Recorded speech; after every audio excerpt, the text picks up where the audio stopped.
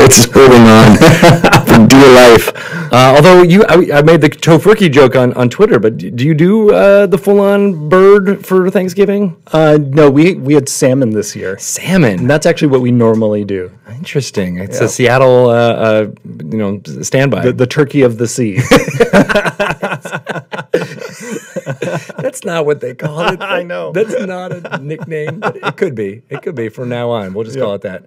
How are you guys doing? Did you enjoy your Thanksgiving? Those of you in the States, those of you not in the States, have you endured the social media about Thanksgiving and Black Friday and all the other stuff that happened over the last week or so? Thank you for sticking with us. I see a bunch of people are here in the Twitches.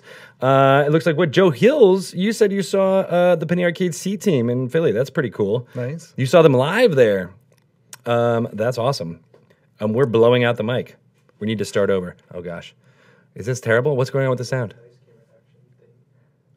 Uh-oh. Oh, we're okay? We're back now? We're good now?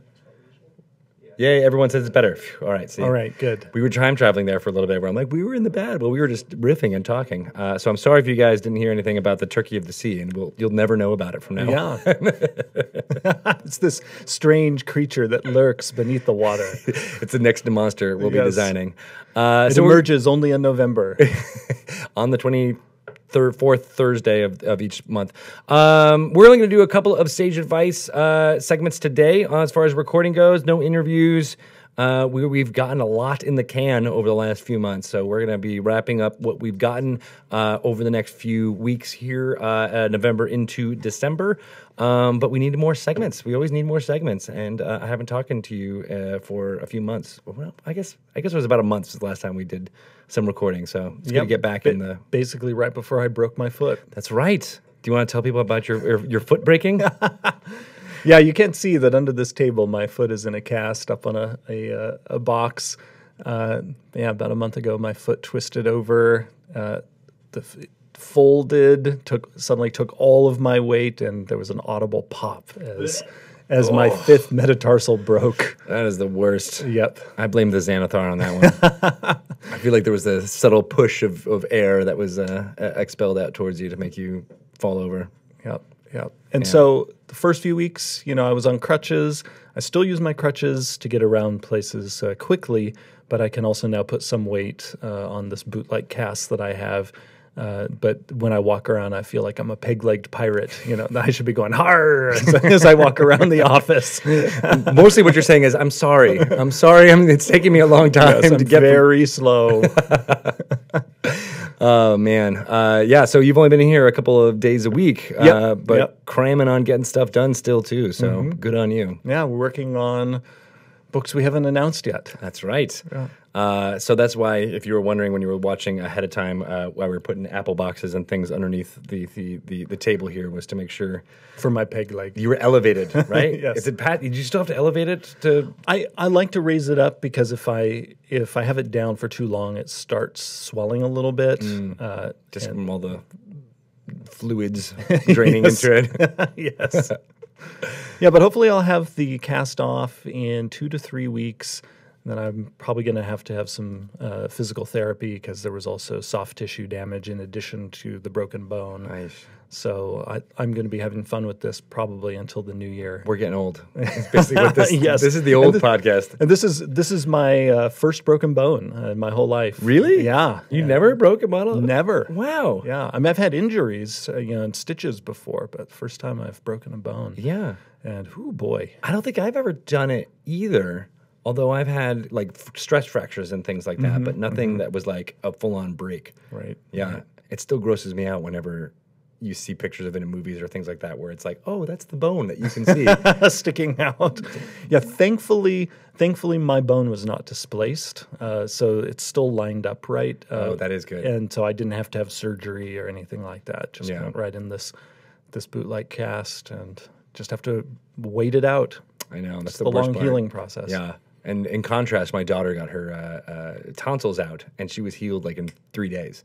Like Kids snipped out everything, like actual organs in her, and it's gone and healed and jumping around being crazy. Yep. Whereas you or I, if we get any kind of injury, it's like 4 weeks, 4 to 6 months before we're at full capacity.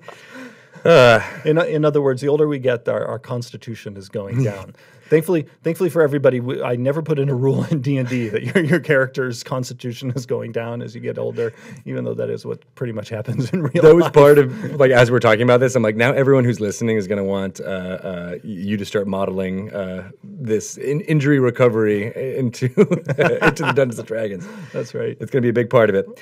So today we're going to talk about two topics for Sage Advice. The first one is illusions. The idea that all the adjudication around illusions, and then the second one is going to be play testing, the process, how things go from unearthed arcana to a printed book and things like that. Because I think with Xanathar's guide out there, a lot of people were asking those questions. So it's good to answer those in a segment that makes sense out there. But before we get into talking about those specific topics, I wanted to give you guys some quick news about what's happening in the Dungeons and Dragons world. I'm not going to go too exhaustive because thankfully we don't have as much going on as we used to a couple of weeks ago, because we were talking about Extra Life, we were talking about the Force Grey event, which happened on November 18th. We were talking about PAX Unplugged. All that stuff still happening is good, and you should watch it on the D&D Twitch channel or wherever it is going to be. Now, actually, one thing I can announce is that Force Grey, even though we're not doing it on Monday nights, right now, all 18 episodes of the series Lost City of Omu are up on our YouTube channel, in addition to on our Twitch collections page. So you can always go on the Twitch collections page and watch it through there. That is the exhaustive list and what's going on going forward. But now all 18 episodes are up there, and we're busy getting the file from the finale that Matt Mercer and crew did on November 18th. Did you watch any of that by any chance? I haven't watched it yet. It's 6 hours. It is a long session, even for it being for thing. It is a long, and it's great, and it does something that I don't think many live play Dungeons and Dragons does, and I won't spoil what, but it's a very D&D thing happens. I'll have to watch it. It's worthwhile. So we're working on getting that file. Of course, it's a huge one. I think it was 500 gigabytes of a drive that's being sent to us right now, and we'll get that up on YouTube very soon. We'll let you know about that. But no Force Grey this evening, and we'll be. But you can always check it out and watch it, binge it if you like. I mentioned PAX Unplugged. There was a lot of cool stuff that happened there. Chris Perkins did so much dungeon mastering. He did Dice Camera Action. They'll be back tomorrow at 4 p.m. Pacific time here on the Twitch channel.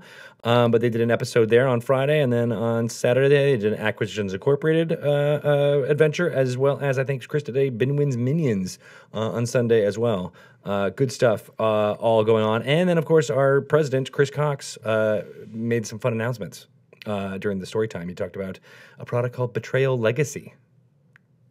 That's about as much as I know about it, too. It is a game designed by Rob Daviau, who made Risk Legacy and Pandemic Legacy, as well as Seafall. And he's making it in the Betrayal on the House on the Hill universe.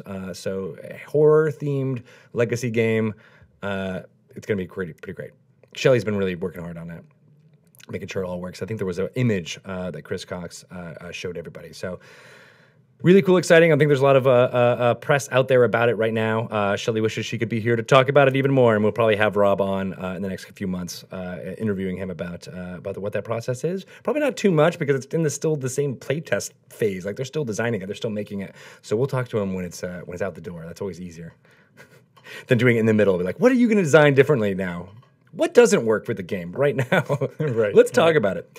All right, and then a couple of video game things. Beamdog, our friends at Beamdog, announced the Neverwinter Nights Enhanced Edition will be coming out very soon. You can go to pre-order it on the Beamdog website or on Steam, on the Steam wish list. It's always a good thing to put that on there so that when it is available, you get a notification right away and you can grab it. Neverwinter Nights was a seminal Dungeons & Dragons game from the aughts. I played the single-player version, but I know a lot of folks only played it as a multiplayer module creation device. Did you do any of that? I didn't. Because you were doing it all for reals. Yeah. No, because, at that point I was still playing so much tabletop D&D. And then in that period, most of the video game playing I was doing was on my PS2. I think that was the PS2 period. Yeah, that was. Trying to line it up in my head. It was like 2004-ish. Yeah. And I'm a big JRPG fan, as you know, and most Japanese RPGs at that time were on the PlayStation 2. So again, that's where I spent a lot of my video game hours. That's right. And now they're at the point where they skipped the PS3 and now they're reissuing some of those PS2 JRPGs on PS4. That's glorious. Right? Yep. Yeah. Valkyrie Chronicles was one that I played a couple of, and I was like, oh, this was a PS2. I totally didn't even realize it. Yeah. And just over the holiday, I finished yet another JRPG. I finished Nier Automata. Oh, I've heard good things about that. Yeah. It's a crazy game. I'm still doing Persona 5 every once in a while. Man, I still finished boot that it up. months ago. I know. Well, see, I guess I'm like an hour 30 of it, so I've been doing it just like a little. Wow, you're not even halfway through. Not even halfway through. Yeah. I did get to meet Matt Mercer's character though. Oh, good. Yeah, the painter. So that's always cool. So we were talking about Beamdog, right? That was Beamdog. Go check that Before out. I derailed us with JRPGs. It happens. It happens all the time. And then Idle Champions of the Forgotten Realms is an idle clicker game. Their Feast of the Moon event is live until tomorrow, I believe. And then the new event will happen, and it's back to Chult. Well, not back to Chult, but they will go to the Chult for the first time. I saw some animations of dinosaurs and zombie T-Rexes and all that. So those will be some of the folks you can fight in Idle Champions. I think it's the first time you're going to see the Chult map, actually, too. So that, I think, is Wednesday. So look for that. It's on Steam. It's in early access right now. It's totally, I think it's still free to play. So you can get into it and start sending your guys out on adventures and collecting loot and stuff in real time. And you can check into it without having to do a lot of, it's one of those like light touch games that people are super addicted to and spend a lot more heavy touches on it. Which makes total sense to me. I think that's all I want to do right now. I think we want to get right back into talking about some fun stuff. So, how are you guys doing? Do you think that makes sense? I mean, let me check in with the chat. Lauren Urban says, you deserve a Barca Lounger. We need to get one of those in here. Yes. Ogara says he doesn't know what it means. I'm assuming you're talking about what happens at the end of Force Grey. So you'll have to. Oh, damn it! I just spoiled it by saying it happened at the end. I was like, I'm not even going to say it happens at the end. I screwed up. Well, you're just going to have to watch all 6 hours of it and do a book report on it and tell me why what I did was right. All right. Well, cool. Awesome. I'm glad you guys are here. And we are going to get right into talking about our Sage of Ice segment. Do you think we're good to record? Sweet. I heard the little clicks. And we're going to do illusions first. That's right. All right. Welcome to another segment of Sage Advice. I am Greg Tito, and I'm joined by Jeremy Crawford. Hello, everyone. And we are going to talk about a specific kind of topic within the Dungeons & Dragons rules, talk about how it was designed, why it was designed, and how to give some guidelines on adjudicating it at the table itself. That's basically what Sage Advice is in a nutshell. And we're going to do that with illusions today, because these are my favorite spells in Dungeons & Dragons. And it's so up to interpretation for the Dungeon Master as well as the player, which makes it fun. But I could see there being a lot of confusion about, depending on different personalities or things, how they go. So it's been a big part of Dungeons & Dragons from a long time ago. I believe, wasn't Illusionist the first specialty wizard that was kind of introduced? Yeah, so in Advanced Dungeons & Dragons, first edition as we now call it, one of the classes was Illusionist. So yeah, there was an entire class in the old days devoted to this type of spell casting. And so illusions have been a big part of spell casting ever since. And over time, it basically got absorbed by what we now call the wizard. Basically, today's wizard is the child of the old magic user and illusionist. And they became the single class in the modern version of the game. Right, where illusion was just the school of what the wizards could do. Yeah, and so on top of there being that class, one of the schools of magic is illusion. And that has also always been the case going back to AD&D. And for anyone listening who doesn't know this, every spell in Dungeons & Dragons since the beginning has been organized by what's called a school of magic. It's sort of its category, the type of magic that spell is, whether it's an illusion, it's creating some something that fools the senses or the mind, or it's enchantment, which beguiles you in some way, or it's divination, which gives you senses or perception that you wouldn't otherwise have, and so on. Even some of the school names have actually changed over the years. Like what we now call transmutation used to be called alteration. But the number of schools and the types of spells that are in them has been pretty stable, except for some shifts over the years. Like healing magic, for instance, has actually bounced all over the place. Some healing spells going back were originally necromancy spells. Then at some point they became conjuration spells. Now many of them are evocation spells, with still a mix of some being necromancy spells.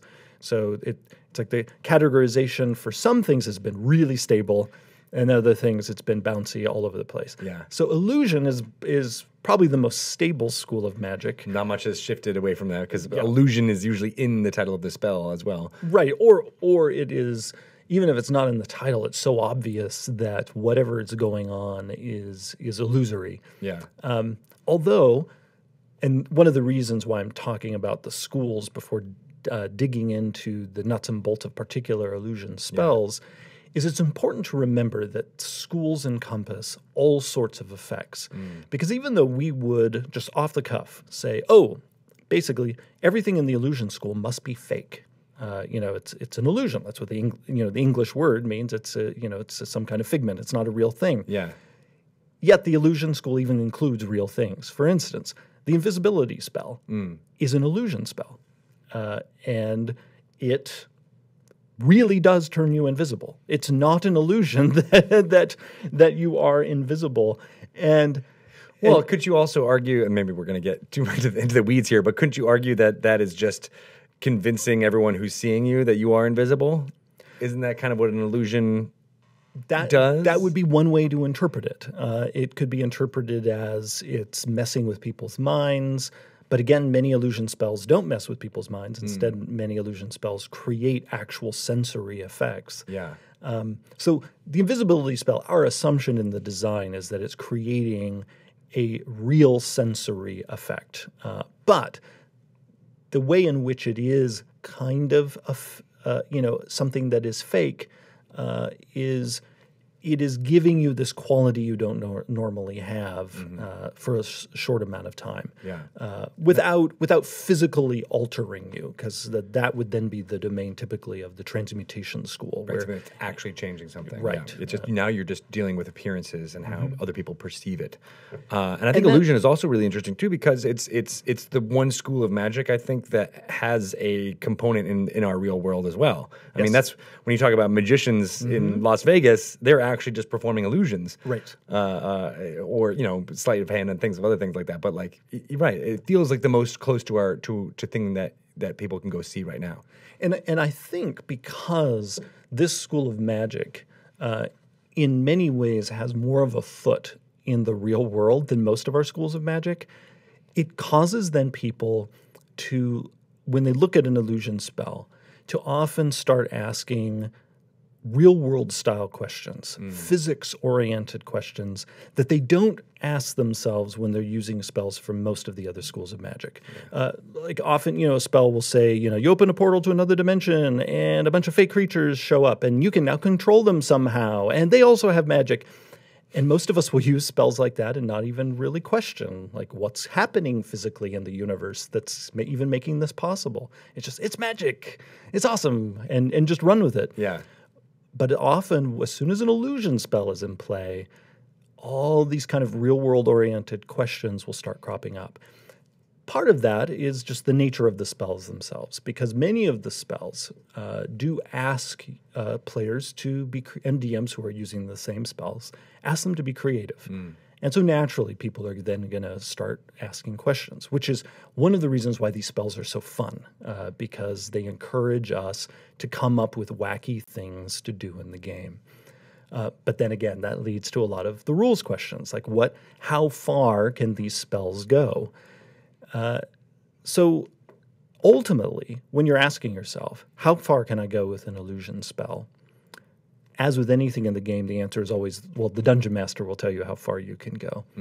But if you're a person who really kind of likes to stick to the book, you like to, pretty much play just, in a relaxed way and just do what the book says I can do, just let the spell descriptions be your guide. Because the way we design the illusion spells is they tell you in each one what game effects we expect them to be capable of. Here's a great example of what I mean. One of the illusion spells that I get a lot of questions about over the years, since the game came out since 5th edition came out in 2014, is Phantasmal Force. Phantasmal Force, first off, is an example of an illusion that does not create any external sensory effect. Like if you look in the environment, Phantasmal Force isn't going to cause a group of people to see anything. It creates an effect that only one person can perceive, and they're perceiving it in their mind. So this is a particularly pernicious illusion. And one that you can imagine not only adventurers using, but a particularly mean villain using, because at this point you are literally messing with somebody's mind. I mean, what's creepy about it too is it's got like a gaslighting type effect to it too, where it's like because everyone else thinks you're crazy. Exactly, but no, I've been talking to you this one way, and that's the only reality you're getting. Yeah. And Phantasmal Force is open-ended. It lets you make an illusion of pretty much anything you want, abiding by the spell's range and whatnot, that this person perceives. And the spell gives some examples. Like you could create an illusion of a bridge that only this person sees, and this bridge spans this chasm, and then they just happily march onto the bridge that doesn't exist, and they fall.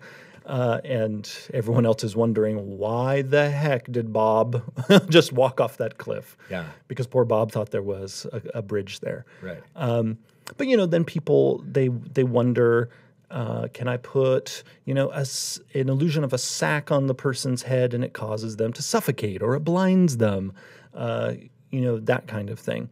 So the spell, this goes back to what I was saying, the spell outlines for you what we expect its game effects to be. And this spell in particular has two main things: to mislead a person, to cause them to think something is there and it isn't, and that then will cause them to do something probably that will harm themselves or somebody else. Or, of course, you could also use this spell just for mischief, just to make a fool of somebody. Although you could also try to use it to save somebody. Yeah. Like if someone is, let's say, under another spellcaster's beguilement, and if you're having no luck breaking that charm that's on the other person, a person could try to creatively use Phantasmal Force to coax someone, like they see the thing or the person they love the most in this illusion and they run after it instead of toward the thing that will harm them. So Phantasmal Force could be used also in a benign way. Yeah. But any spell in the game, really. I mean, many spells have these different uses, which is part of what makes spellcasting so fun. Yeah. But in the spell, the two main effects we expect is misleading, whether for good or for ill, and then the spell does tell you that it is possible for the illusion to deal damage, and the spell says, how much damage it can deal. Because you could make it so that the person perceives, a fire giant who's whacking them with a big fiery blade or whatever it is that you've planted, that you've incepted in that person's mind. So where I'm going with this is any game effect beyond that, misleading somebody or damage, is DM's call. Because the spell doesn't do that. Is not written to apply a bunch of other conditions, like knocking a person unconscious or, petrifying them, blinding them. Now, as a DM, if one of my players came up with a really creative illusion that by all rights would apply, say, the blinded condition, and maybe they're deciding to do that instead of dealing damage. As a DM, I'm always generous toward cleverness, and I would, in most cases, allow that to happen. Instead of taking damage, they can place a condition on a creature. Right. But again, if a person wants to get at sort of what's the design intent for a particular illusion spell, the spell tells you what it's capable of.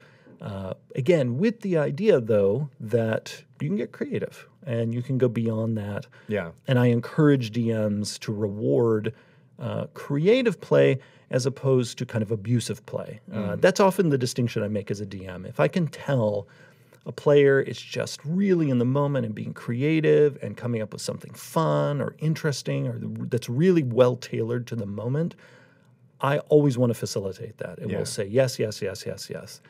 If instead it's just the person trying to eke out every advantage they can from the game and bogging things down in the process, there's still a chance I'll say yes, but I'll try to get through it as quickly as possible so that we're not spending time at the table just basically rewarding kind of non-story oriented and entertaining play. Now, if that style of play is amusing everybody, then I'm all for it, and I will encourage that too. Because again, every group is different, and my goal as a DM is always make sure the particular group I'm with is happy, whatever it is their taste is, because every group's taste is different. Another illusion spell that a lot of people ask about because it's low level, minor image. Yes, it's a cantrip, so many spellcasters have it, and even many non-spellcasters have it because. There are other ways to get it, like being a gnome and whatnot. It, again, outlines for you what our expectations are for that spell. It can be a sound, or it can be a small, simple object. And it gives some examples, like a stool or footprints in some mud. So first off, the spell is very particular about what it is you can make an illusion of. Again, but it's still wide open. Despite that, I will often get questions like, well, can I use minor image to create an illusion of a goblin? No, because a goblin is neither a simple object or a sound. You could make the sound of a goblin, have the sound of a goblin wailing from behind a corner inside the bushes somewhere to try to mislead somebody. Which seems to be like what most of people use that cantrip for. Is like creating distractions or going around corners or something like that. Is easily like you can hear that. Yeah. Now, many illusion spells, again, particularly ones that create visible sensory effects. This is as opposed to something like Phantasmal Force, which is just in a person's mind. We have a number of illusion spells, including minor image, that actually create something that a whole group of people could see. Like, hey, there's this weird jack-o'-lantern on this table, and it's nowhere near Halloween. Why is this thing here? And that might be an illusion. And many of these spells will say something like physical interaction will indicate that it's an illusion because, things pass through it. Right, as soon as you can get something that lets you disbelieve it. Yeah, or some of them also say a person can investigate it, make a check of some kind. It's usually an investigation check, and discern that it's an illusion. So the question I often get is, how much physical interaction, in the first case, of those sort of two ways to figure out it's an illusion, how much physical interaction is necessary? Do I have to actually touch it? This, to me, really comes down to the situation and the DM's rulings. I've allowed people to notice sometimes that an illusion is an illusion because of environmental effects. It's been a while since this happened, but there was a case where an illusion was created in a place where it was snowing. And to me, and no one went up and actually touched the illusion, but there was physical interaction because the way the wind was blowing, the snowflakes were blowing at the illusion and passing through it. They could actually see, wait, there's this spot of wall, like the snow is hitting the wall everywhere except there. Right. And so that, to me, that there was physical interaction. It just wasn't. It wasn't a person didn't go up and stick a finger through the wall, but they were just. Particularly if a group has like characters with high passive perception, I'm also very generous about giving details to reward these people. Well, like in that case, was that due to questions from the players? Like, was it your rewarding cleverness kind of idea, where like, oh, they were asking those specific things, or would you just volunteer that information because of the high passive perception? It's a combination, particularly when it comes to noticing things in game. I usually look at two things. What are their passive perceptions? and what are the players describing that their characters are doing. So, for example, if they're describing their characters like, oh, our characters are still having a fight of, how to divvy up the treasure we just stole from the dragon, I'm probably not going to volunteer a whole lot of information because those characters are obviously distracted. Unless somebody has a crazy high passive perception, I'm like, oh, this person is so perceptive, they might even notice while they're engaged in this argument. In contrast, if a group is... they're describing their characters as being attentive. Like, we think something was weird here. We take a look, we scan the walls of the room. So it's clear their characters are taking a look around. They think something is up. Or maybe they were, chasing after somebody, ran into a room, and then there's no sign of them. So also that means their suspicions are heightened. Yeah. That makes sense. And then also kind of, it's almost like the phases of play. So like if you're in a combat situation, you might not want to offer information. But if people are in an exploratory phase, everyone's asking questions, and that's where you can offer that kind of information. Yeah, and I'm glad you bring that up because in the middle of combat, I'm much less likely to volunteer that kind of information. Oh, by the way, there's a jack-o'-lantern, and it's fake. Right. Roll your damage. Yeah, because in combat, our expectation in the design of the game is that people are very distracted. I mean, this is why in combat, if you want to actually search for a hidden thing, for instance, you have to spend your whole action doing it, unless you have a special ability that lets you do it with, say, a bonus action. Yeah. Yeah. Sorry. Go ahead. And the other bit was just then also investigating something. People will wonder how close to the illusion do I need to be? Because most of the illusion spells, when they have that little provision where they say, hey, if you investigate the thing and succeed on this check, you'll notice it's an illusion. And so people will say, well, can I do this if I'm 30 feet away, 60 feet away? Do I have to be right next to it? That kind of thing. Yeah. So we didn't put ranges in for those checks on purpose because your ability to observe something in detail is going to change based on circumstances. Like if you're in a wide open room, very few distractions, and an illusion is prominently placed 120 feet away from you, I, as a DM, would let you investigate it from a distance. If there are no visual obstructions, there's plenty of light, et cetera. Yeah. But there might be another situation that because of how cramped the space is or other environmental factors, you might need to be right up next to the thing to observe it. So we didn't want to overprescribe and say, oh, you must always be, within X feet. Yeah. To see, is this thing fake or not? So that's interesting, though, to think about because I guess the thing that is always hard for me to be the dungeon master when people are using a lot of images, or if even myself am using illusions. How do you deal with it when the player knows it's an illusion but the character doesn't, or vice versa? Because you're almost inherently metagame with illusions, and it makes it harder to kind of, is it just the dice? Is it just more of a feel thing? Like, how would you deal with that? For me, this is very similar to when, say, a character is being mind controlled or charmed by a monster, and the player knows it, but they play their character. Like their character doesn't know it. And so to me, D&D often has that going on where the players know something the characters don't. And also actually vice versa. The characters know many things we don't know. Right. Which is why we have, things like intelligence checks, history, arcana, religion, et cetera, to figure out, well, even though I as a player don't know this, there's a good chance my character might know it. Right, because it's cultural or things like that, right? Yeah. And so you think it's okay for an illusion to be like, all right, well, maybe I'm giving away signals that it's an illusion as a dungeon master, but your character, you got to trust your players that they're playing their characters in a way that they wouldn't know it. Absolutely. And I, as a DM, am pretty much never disturbed if I see my players having their characters act in a way based on the player's hunch.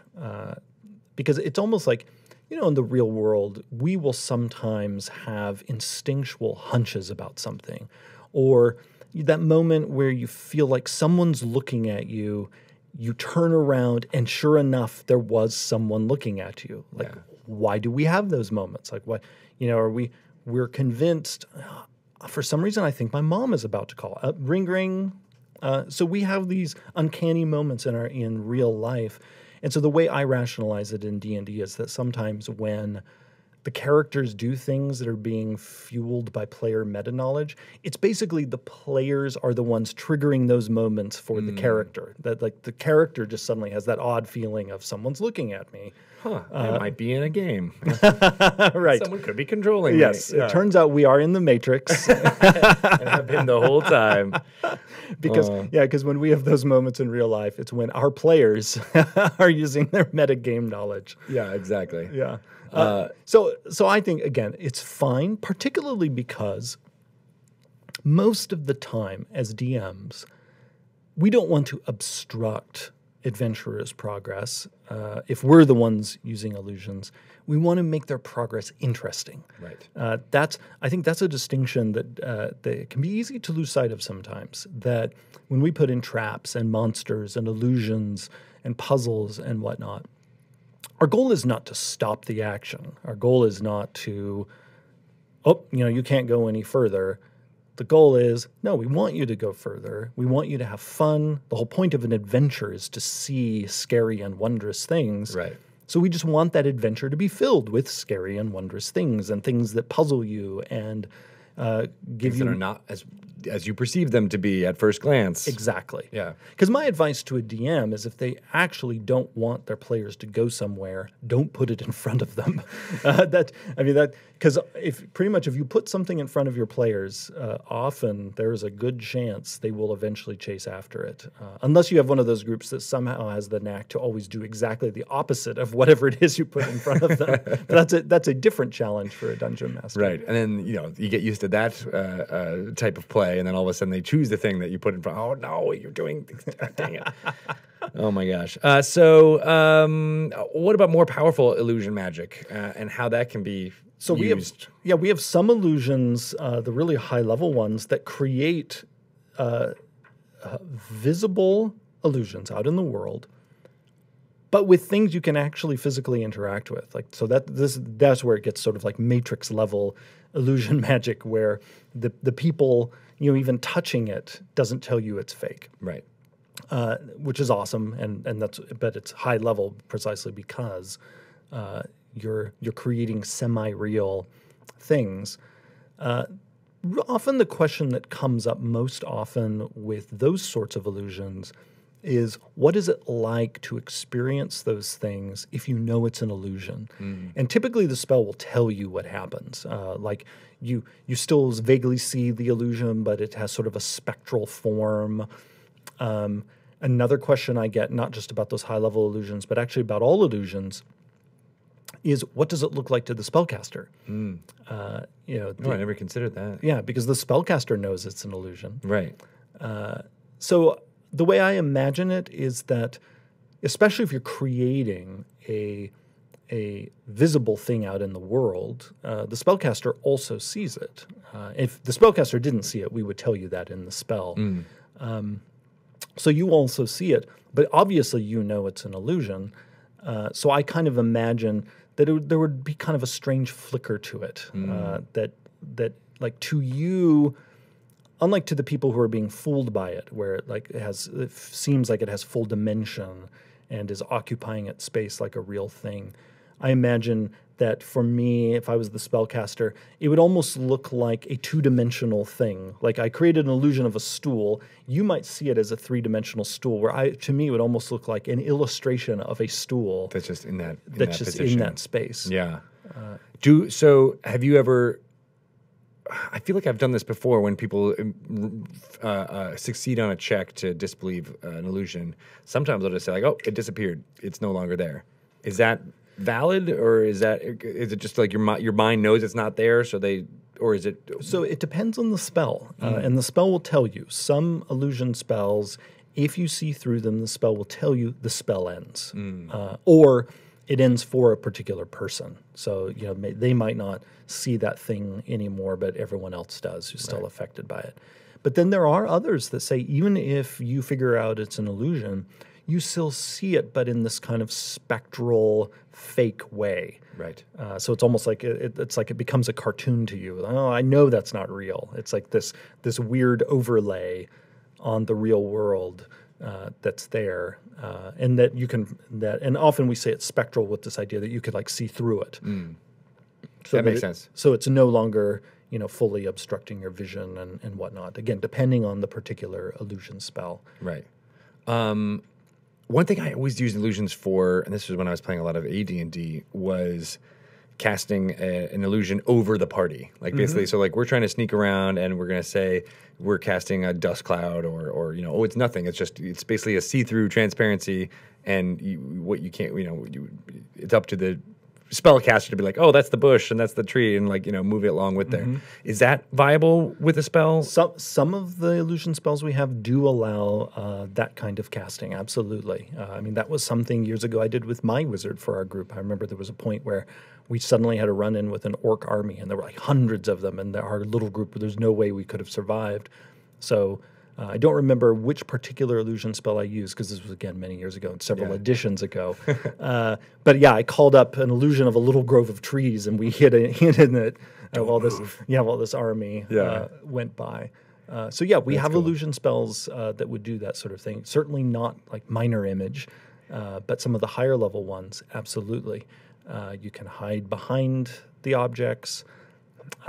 Speaking of behind or near, people sometimes will ask me, will do illusions cast shadows? This again depends on the illusion spell. So some of the later illusions, the ones that actually create things that are almost semi-real, those things would certainly cast shadows. But if you're talking about something like minor image, where it specifies, you create this simple object, and the spell says, it can't have any other kind of sensory phenomenon, no moving parts. So you can think of, like shadows basically it's a kind of a sensory phenomenon, and since there's no movement, it means if like suddenly a light source is moving around your illusory stool, an observant person would notice the shadows aren't changing. Yeah. And then suddenly you would realize, oh yeah, this thing is a fake. And so people then also will ask me often with minor image, could I use it to create a mirror? Well, you could create an object that looks like a mirror, but the image in it couldn't move. So people would be able to figure out, depending on the angle they're looking at it, if it was actually a mirror or not. Because I can imagine creating the illusion of a mirror that, let's say, is hanging in the wall of a bedroom. And in the illusion, you could have what's in the room. And so if you looked at it from the side, it might look like a legit mirror because what you can see in the mirror seems to match what's in the room. But as soon as you walked over in front of it, you'd realize, wait, I'm not in the mirror. So either the mirror is fake or enchanted, or I became a vampire and I didn't know it because I'm not appearing. Both of which are possible. Yeah, because I'm not appearing in this mirror. Nice. So I mean, it depends on the level of the illusion spell, but it wouldn't change based on something else. What if the wizard who cast the spell was directing it in some way? Then it could potentially change. Yeah, and again, that depends on the spell, because some of our illusion spells allow you to put in different like sensory phenomena. They allow the illusion to move. Yeah. Some of them, the spellcaster can basically pre-program them to behave in particular ways. So really, as you go up through the levels with illusions, the authenticity of the illusion increases. Until, again, you get to the point where the things are actually semi-real. Right. One final question, then I have a Lark question. So you mentioned a little bit in combat, things like that, how people are distracted, illusions would still work. I know flanking is not necessarily in the game, but would an illusion of another combatant in a fight give all the benefits of that happening if it was believed by the enemy? So here's another great example of look to the particular illusion spell or illusion effect, see what game effects are outlined there, and that's what we expect that illusion to be able to do.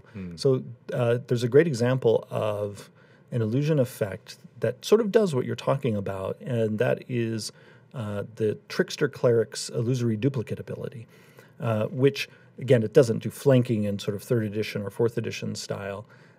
But we made it so that this thing is really distracting. And its whole point is to be distracting. It has some other effects as well. And it is there just to mess with people, even if they know it's an illusion. And that's actually a great example of even knowing it's an illusion doesn't help make it any less distracting. Right. Because the thing is basically like, waving in your face while you're trying to focus on something else. And even if I know that thing waving in my face is fake, like if you imagine sometimes being in a room with a giant TV screen with stuff flashing on it. It's hard not to be looking at it even constantly. if it's a show you have no interest in watching. Usually because it is a show you have no interest in watching. Right. Yeah. It's still distracting. Yeah. That makes sense. Yeah. Okay, and then the final thing is, and I know a lot of bard spells kind of go this way, but I always had this idea, especially once you mentioned the more complex illusion spells are able to be pre-programmed and can almost appear real. Has there ever, to your knowledge, been a playwright spell where you could create an illusion that would do a story for 2 hours and people would buy tickets to go watch that illusion and have that proliferate throughout the Forgotten Realms? So, oh, wow. It probably has been done in the Forgotten Realms. I can't think of a specific example, but I have definitely had that sort of thing happen in my games. Yeah. Not a full length play, but I definitely have had like street performers who use illusions to amuse people. Because you can imagine that in pretty much any D&D world, if you're in a large enough city to have a spellcaster capable of casting some of these illusions, that they could actually make a lot of money putting on some amazing shows. Yeah. Because especially the really high-level spells that let you create semi-real things, at that point where it's like the holodeck in Star Trek The Next Generation. Right. You're making CG happen in front of your eyes. Yeah, so you could have some really neat adventures actually based on some of these spells. Like maybe there was this illusionist and had a large clientele of mostly nobles and rich merchants who would pay this illusionist just to make these crazy realistic illusions for them to vanish into for hours at a time. Yeah. But then something happened to them. Where did they go? Right. And then it went dark. Yes. Something happened that was not what I paid for, and yeah, and that could be the adventurous. Gosh, you can get some like Total Recall type things going on there too. You're like, is this really what am I in the adventure for reals? Yep. Yeah, I don't know. God, that's really fun. I just love the idea of a theater professional being an illusionist, because I think that makes, if that isn't a profession yet in a fantasy world, why isn't it? Yeah, and I think often people will use the illusions again to deceive people, but I can imagine that there would be performers in D&D worlds who'd be very open about the fact that their show is crafted with the finest illusion magic, and that's why people would go, because I can go safely see this dragon breathe fire on people in the front row, and like no one will be harmed. You don't even have to put the plastic sheeting up like you're in a Gallagher performance or anything like that. Right. Yep. That makes perfect sense. Any other questions or things that people come up about illusions that we haven't yet covered? Let me see. One thing actually would be good for me to dispel is sometimes, because of previous editions, I think people imagine there are general rules about illusions somewhere, but they just can't find them, almost like they're illusions. They're hiding in the books. I know I've seen it before. Yes. So an important thing for people to know is there are actually no general rules about illusions. The illusions just follow the normal spellcasting rules if they're spells, and whatever their source, whether it's a spell, a magic item, or a class feature, or a monster ability, an illusion, like other effects in the game, just does what its text says it does. And we did that to try to keep things as simple as possible. We didn't want DMs and players, for particularly this one school of magic, to have to remember a bunch of rules in addition to whatever it is the spell says it does. And we definitely did err on the side of keeping things pretty open-ended, hence the questions that we do get. But again, I want to put people's minds at ease. There's not some rule they're missing. And also, if they played the previous editions that have those rules, in many ways, you can feel liberated because you don't need to follow those rules. Yeah. Although those rules often had some great adjudication advice. So, I mean, I sometimes even have fun reading illusion adjudication advice from previous editions. Right. That makes sense. But ultimately, we went with this approach of just let each spell say what it does. And also, I often like to do these sort of behind the curtains thing. We actually drafted an illusion section for the 5th edition Player's Handbook. Oh, really? And I ended up canning it. And what's funny is I almost resurrected it for Xanathar's guide, and it canned it again because and even though I wrote a good portion of it, I felt again it would mostly bind DM's hands rather than empowering them. Right. And I really like the approach of, here are these few concrete things where if you just play the illusion by the book, you're going to have fun. Mm-hmm. But leave it open-ended enough where if you want to go further, go for it. You can do that too. And you can be creative, and we're encouraging this creativity. Because one of the things to keep in mind, because people get sometimes worried, oh my gosh, this illusion is going to be too powerful. Many of our illusions have, in many ways, like a single point of failure. So when you think the illusion is going to be out of control, many of them it's like one check or one saving throw, and everyone knows it's bogus. Yeah. So it's like as crazy powerful as it seemed. It's like one guy like, nah, it's a fake, and everyone goes, they poke their finger, yep, it's a fake. Okay, so right. much for that high level illusion. Yeah, it's very easy to put the pinprick in the balloon and have it all, deflate. Oh, that actually reminds me. People will sometimes ask, well, let's say one member of the group, we'll call her Cassandra. She figures it's an illusion, and even tells everybody, "Hey, it's an illusion." Do they all now know automatically it's an illusion? They don't. The spells very specifically say, a person has to like physically interact with it or observes physical interaction, or make this check themselves. Because then we want these weird situations where you start suspecting your own sanity. And I picked Cassandra's name for a reason, because she, was the prophet who would say this thing is coming and no one would believe her. So Cassandra might say, no, really, that thing is an illusion. They're like, no, come on. What did you drink? Right. Because they might all fail their check, and no, that thing's real. Now, of course, if then one of them goes up and tries to lean on it, do this. and they fall right through it. Oh, whoops. Right. Cassandra was right again. But what if someone watches Cassandra do that? Then they disbelieve? Yeah. So let's say someone observed, like if we tell you physical interaction shows that it is fake, if I observe you fall through that wall, even though I didn't physically interact with it, I observed physical interaction. So I now know it. It's either an illusion or some crazy phased wall that we can walk through. So it's not just the character's physical interaction; it's observing physical interaction is what causes the disbelief. That's really the intent. Yeah. And that's why I said, I'm even generous of, observing things like snow is, oh wait, that snow isn't actually hitting the wall in that one spot. That makes sense. Yeah. Or often, especially where this would happen, would be with like the illusion of a creature in an environmental effect, and noticing the creature is not interacting with the environment in a way you would expect. That kitten is not catching snowflakes on its tongue. That is not a real kitten. Right. Or actually another example of how why illusions can be fun, because you plant seeds of doubt in people's minds. I have before described an illusory creature walking through a fog bank, and the players suddenly notice, wait, the fog isn't billowing around them. They're just passing right through it. Yeah. And what's fun is often the first conclusion they will jump to is, it's a ghost.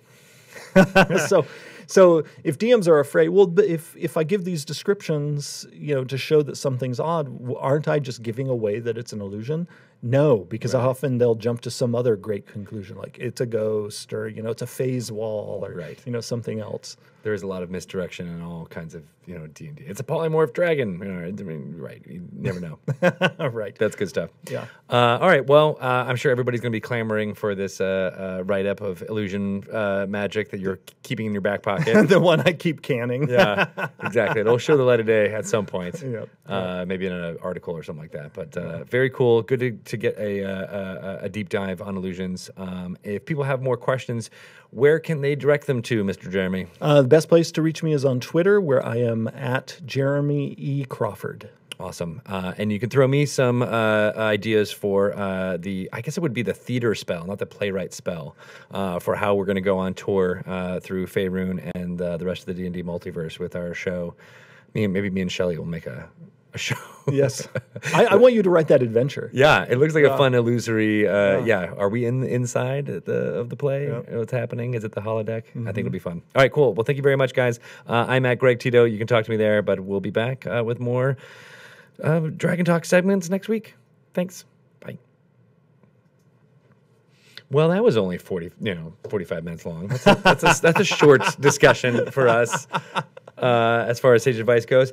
We're going to take a short break. We will use the facilities. You guys who are not subscribers will watch a few ads, but we'll be back in about 3 to 5 minutes, and we'll get back about play testing. A few more minutes from me because of how slow I am. That's true. It'll be a little bit longer. It might be 10 minutes in total, but I'll be back here. There were also a lot of good questions that were very specific in the chat that I didn't want to bog you down with, but if you guys are still around, stick around, and I'll ask you to probably repeat those questions if you don't think that we adequately answered them, because I always like giving more specific ones. But for the recording of the podcast, we try to keep it general as possible. Yeah. All right, so we're going to take that quick break now. We're going to play some ads, and thank you for all of you who have subscribed. You're awesome, and I'll see you on the other side of this break. See you soon. Okay.